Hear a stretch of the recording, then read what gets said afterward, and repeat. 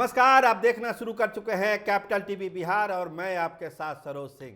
देखिए, बहुत लोगों को ये उम्मीद है कि जो जनता दल यूनाइटेड है उसकी पहली नंबर की कुर्सी यानी कि राष्ट्रीय अध्यक्ष की कुर्सी नीतीश कुमार छोड़ देंगे और अपने किसी खास सहयोगी को वो गद्दी दे देंगे।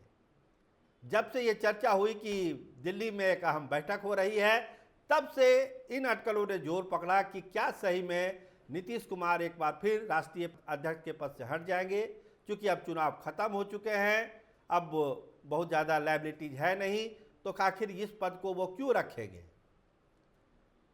तो कहने वाले बहुत सारी बातें कहते हैं कि अगर नहीं रखेंगे तो किसको दे देंगे, कौन है उसके लिए और क्यों छोड़ देंगे। इसकी एक वजह भी तो होनी चाहिए। केवल लोकसभा चुनाव हो गया और नीतीश कुमार राष्ट्रीय अध्यक्ष का पद छोड़ देंगे, ये कोई तर्क नहीं है। छोड़ने के बहुत सारे कारण होते हैं। जब जब नीतीश कुमार ने अध्यक्ष का पद लिया या छोड़ा, इसका अपना एक इतिहास है। चाहे वो शरद यादव का मामला हो, चाहे वो ललन सिंह का मामला हो, चाहे वो आरसीपी सिंह का मामला हो, तो नीतीश कुमार को फैसला लेते हैं, बहुत ही ठोक बजा के लेते हैं और जो सियासी हालात है उसको देखते और समझते हुए लेते हैं। तो इस बार भी उन्होंने एक फैसला किया है कि राष्ट्रीय अध्यक्ष का पद वो नहीं छोड़ेंगे, उस पद पर वो बरकरार रहेंगे और ये अवधि विधानसभा चुनाव तक होगी। विधानसभा चुनाव के बाद ही नीतीश कुमार उस कुर्सी को छोड़ने के बारे में कुछ सोच सकते हैं। फिलहाल वो उस कुर्सी को नहीं छोड़ेंगे। आप गौर करिए, केवल राष्ट्रीय कार्यकारिणी की बैठक बुलाई गई है, राज्य कार्य समिति की बैठक नहीं बुलाई गई है राष्ट्रीय कार्य समिति की। इसका मतलब है कि फेरबदल नहीं होना है।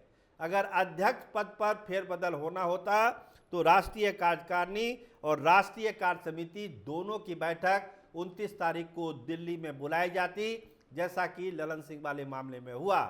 लेकिन इस बार केवल राष्ट्रीय कार्यकारिणी की बैठक 29 को दिल्ली में है, तो मतलब साफ है, इरादा साफ है कि अध्यक्ष की कुर्सी पर नीतीश कुमार ही बने रहेंगे।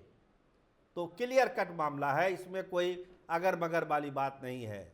देखिए, बहुत लोग कह रहे थे कि संजय झा को बना दिया जाएगा कार्यकारी अध्यक्ष, अध्यक्ष का पद नहीं भी छोड़ेंगे तो कार्यकारी अध्यक्ष बना दिया जाएगा। लेकिन चीज़ों को समझने वाली बात है कि कितने नज़दीक हैं जनता दल यूनाइटेड से और कितने नज़दीक हैं बीजेपी से संजय झा। दोनों से अच्छे रिश्ते हैं, तो क्यों नीतीश कुमार कोई रिस्क लेंगे इस मामले में। इसीलिए एकदम एक लाइन का फैसला है कि हमको नहीं छोड़ना है राष्ट्रीय अध्यक्ष का पद। देखिए, एक चर्चा और होती है उनके बेटे को लेके कि निशांत जो है वो आ जाएंगे एक्टिव पॉलिटिक्स में, बहुत जल्द आ जाएंगे।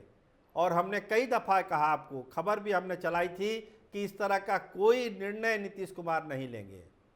निशांत की अगर एंट्री होनी होगी तो वो समय पर होगी, कर्पूरी फार्मूले के आधार पर होगी। देखिए, कर्पूरी ठाकुर ने अपने जीवन में कभी भी अपने बेटे रामनाथ ठाकुर को प्रमोट नहीं किया, उनकी एंट्री नहीं हुई।